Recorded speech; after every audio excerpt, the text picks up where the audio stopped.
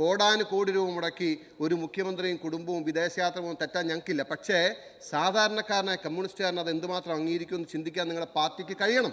കാരണം അതിൽ നിന്ന് നിങ്ങൾ ഒരുപാട് ദൂരം മാറിപ്പോയതുകൊണ്ടാണ് കമ്മ്യൂണിസ്റ്റ് പാർട്ടിക്ക് ഗതി വന്നത്.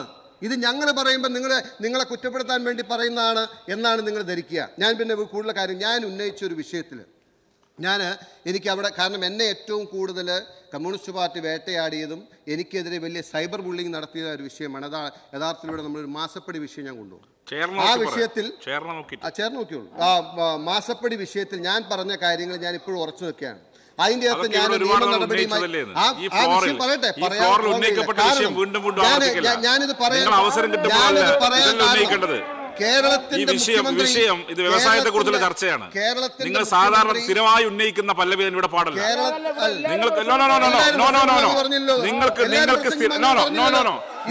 നിങ്ങൾക്ക് മീഡിയ സെറ്റ് ചെയ്തുകൊണ്ട് സോഷ്യൽ മീഡിയ സെറ്റ് ചെയ്തുകൊണ്ട് സ്ഥിരമായി ഉന്നയിക്കേണ്ട വിഷയമല്ലേ ഇത്? നിങ്ങൾ വിഷയത്തിലേക്ക് വരൂ. നിങ്ങൾ വിഷയത്തിലേക്ക് വരൂ. നിങ്ങൾക്ക് പറയേണ്ട വേദിയല്ല ഇത്. ശ്രീ മാത്യു കോയൽ നാടൻ സ്ഥിരമായി ഉന്നയിക്കേണ്ട വേദിയല്ല ഇത്. നിങ്ങൾ എത്രയോ തവണ ഫ്ലോറിൽ ഉന്നയിച്ചു. നിങ്ങൾ സ്ഥിരമായി ഉന്നയിക്കേണ്ട വേദിയല്ല ഇത്. നിങ്ങൾ എത്രയോ അത് മാത്രമല്ല ഈ വിഷയം പെൻഡിംഗ് ബിഫോർ ദ കോർട്ടാണ്. നിങ്ങൾ പെൻഡിംഗ് ബിഫോർ ദ കോർട്ടാണ്. നിങ്ങൾക്ക് നിയമം അറിയുന്ന ആളല്ലേ? പെൻഡിംഗ് ബിഫോർ ദ കോർട്ടാണ്. ഇതിന് കോടതി വിധി പറയട്ടെ, അതിനുശേഷം പറയാം. നിങ്ങൾ സ്ഥിരമായി ചാനലിനെയും അതുപോലെ തന്നെ സോഷ്യൽ മീഡിയക്ക് വേണ്ടി ഇവിടെ പ്രസംഗിക്കാൻ പറ്റില്ല. നിങ്ങൾ വിഷയത്തിലേക്ക് വരൂ. അതായത് ആ വിഷയത്തെ സംബന്ധിച്ച് മുഖ്യമന്ത്രി പിണറായി വിജയൻ കേരളത്തിലെ ജനങ്ങളോട് പറഞ്ഞൊരു ഭാഷയുണ്ട്. കേരളത്തിലെ ജനങ്ങളോട് കേരളത്തിന്റെ മുഖ്യമന്ത്രി പറഞ്ഞത് PV എന്ന് പറഞ്ഞാൽ ആരൊക്കെയാവാം, ഞാനല്ല എന്ന് പറഞ്ഞു. ഇന്നും അത് വിശ്വസിച്ച് ഏറ്റുപാടുന്ന കമ്മ്യൂണിസ്റ്റ് സഖാക്കന്മാരും നേതാക്കന്മാരും ഇവിടെയുണ്ട്. ഞാൻ പറയാം, ഇന്ന് ഹൈക്കോടതി പിണറായി വിജയന് നോട്ടീസ് അയച്ചിട്ടുണ്ട്. ഞാൻ ചോദിക്കുന്ന കാര്യം, കോടതിക്ക് മുമ്പാകുള്ള വിഷയം ഇവിടെ പരാമർശിക്കാൻ പാടില്ല. കോടതിക്ക് മുമ്പ് സബ് ജുഡീസ് ആണ്. നിങ്ങൾ അഭിഭാഷകനാണ്. സബ് ജുഡീസ് ആയ ഒരു വിഷയം ഇവിടെ പരാമർശിക്കാൻ പാടില്ല. സബ് ജുഡീസ് ആയ ഒരു വിഷയം ഇവിടെ പരാമർശിക്കാൻ പാടില്ല. സോറി സബ് ജുഡീസ് ആയ വിഷയം പരാമർശിക്കാൻ പാടില്ല. മറ്റു കാര്യങ്ങൾ പറഞ്ഞോ? ഇത് sub judice rules and procedures പ്രകാരം എനിക്ക് പോകാൻ പറ്റൂ. റൂൾസ് ആൻഡ് പ്രൊസീജിയേഴ്സ് പ്രകാരം എനിക്ക് പോകാൻ പറ്റൂ. നിങ്ങൾ പറഞ്ഞല്ലോ കോടതി നോട്ടീസ് അയച്ചു. അത് കോടതി ഡിസൈഡ് ചെയ്യട്ടെ. നിങ്ങൾ മറ്റു കാര്യങ്ങൾക്ക് വരൂ. ഇവിടെ കൃത്യമായി റൂൾസ് ആൻഡ് പ്രൊസീജിയേഴ്സ് പറയുന്നുണ്ട്. കോടതിക്ക് മുമ്പാകുള്ള വിഷയം പറയാൻ പാടില്ല. അത് പറയുന്നത് അങ്ങ് പുതിയ ആളായതുകൊണ്ട് അദ്ദേഹം പറയട്ടെ. അങ്ങ് പുതിയ ആളായതുകൊണ്ടാണ്. സീനിയേഴ്സിനോട് ചോദിക്കൂ. സീനിയേഴ്സ് ആയോട് ചോദിക്കൂ. നിങ്ങൾ സീനിയേഴ്സ് ആയോട് ചോദിക്കൂ. യെസ്, ഇത് മര്യാദകേടല്ല. കോടതിക്ക് മുമ്പാകുള്ള വിഷയം ഉന്നയിക്കാൻ പാടില്ല. അത് നിങ്ങൾ ചോദിച്ചു നോക്കൂ. നിങ്ങളുടെ സീനിയേഴ്സ് ആയിട്ടുള്ള സാമാജികയോട് ചോദിച്ചു നോക്കൂ. ഞാൻ പിണറായി വിജയൻ പറഞ്ഞ ഒരു വാചകത്തെ കുറിച്ചാണ്, അതിനെ കുറിച്ച് പറയാൻ പാടില്ല. കോടതിക്ക് മുമ്പാകുള്ള വിഷയത്തെ കുറിച്ച് പരാമർശിക്കാൻ പാടില്ല. കോടതിയിലെ കാര്യമല്ല പറയണേ. നിങ്ങൾ പറഞ്ഞല്ലോ. അതായത് മുഖ്യമന്ത്രി പറഞ്ഞു PV എന്നത് ഞാനല്ല എന്ന് പറഞ്ഞു.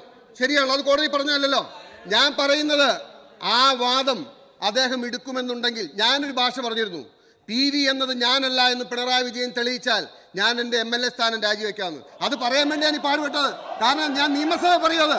കാരണം ഞങ്ങൾ തമ്മിൽ ഈ വിഷയത്തിലുണ്ടായ തർക്കം എന്ന് പറയുന്നത് PV താനല്ല എന്ന് പിണറായി വിജയൻ പറയുകയും PV താനല്ല എന്ന് തെളിയിച്ചാൽ ഞാൻ എൻ്റെ MLA സ്ഥാനം രാജിവെക്കാമെന്ന് പറഞ്ഞു. ഇപ്പോൾ അതിനുള്ള ഒരു അവസരം വന്നിട്ടുണ്ട്. ഹൈക്കോടതിയിൽ അദ്ദേഹം പറയട്ടെ ആ PV ഞാനല്ല എന്ന്. അത് പറയാനുള്ള ആർജം ഉണ്ടെങ്കിൽ കാണാം. ഇത് മാത്രമല്ല സർ, മാസപ്പടി എന്ന് പറയുമ്പോൾ നമ്മളിപ്പോ CMR നിന്നും വാങ്ങിയതിനെ കുറിച്ചല്ലേ നമ്മൾ കേട്ടത്.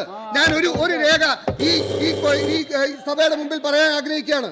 അതായത് ROC അയച്ച ഒരു നോട്ടീസിൽ പറയാണ്, from the bank statement produced, it could be seen that company has been regularly, almost every month, receiving amount from various charitable organizations, institutions, etc. Sir, നമുക്ക് കിട്ടുന്ന പണം, നമ്മുടെ കാര്യം പോട്ടെ, ഈ നാട്ടിലെ ഏറ്റവും പാവപ്പെട്ടവൻ സാധാരണക്കാരനും അനാഥാലയങ്ങൾക്കും ചാരിറ്റി ഹോംസിനും പണം അങ്ങോട്ട് കൊടുക്കുന്നവരാണ്. എങ്ങനെയാണ് സാർ മുഖ്യമന്ത്രിയുടെ മകൾ ഒരു അനാഥാലയങ്ങളിൽ നിന്നും മാസാമാസം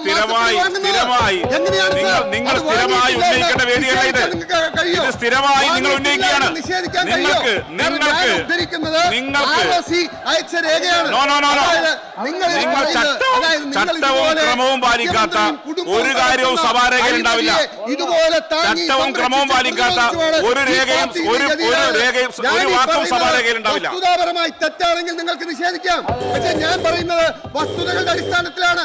അനാഥാലയങ്ങളിൽ നിന്നും മാസപ്പടി പറ്റുക എന്ന് പറഞ്ഞാൽ എങ്ങനെയാണ് സാർ അംഗീകരിക്കാൻ കഴിയുക? എന്തിനു വേണ്ടി ബഹുമാനപ്പെട്ട ഉന്നത